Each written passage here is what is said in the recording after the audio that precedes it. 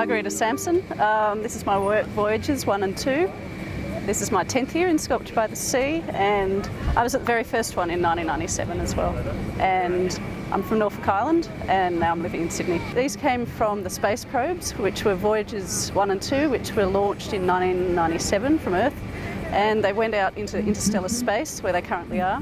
And apart from taking samples and photographs, they carried little golden discs, and they had the sounds of whale song and waves and people singing around the Earth. And so that idea of journeying and carrying something with you to somewhere else was a really important idea for me. A lot of my work takes biological forms, and it sort of mixes them up, so it's never specifically one animal, it's in between the idea of different animals.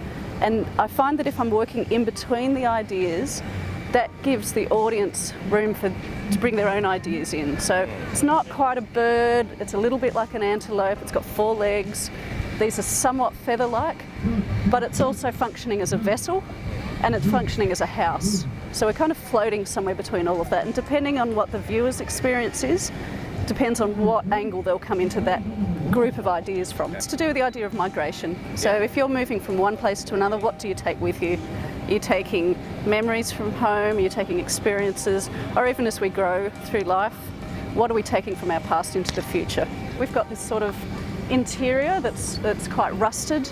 It's intentionally looking a little bit like a ship or a vessel. Or a bit like a vase, there's some vase shapes in there. And then basically cross-sectioned out the shape that we wanted out of plywood. And then the plywood it's a very heavy ply.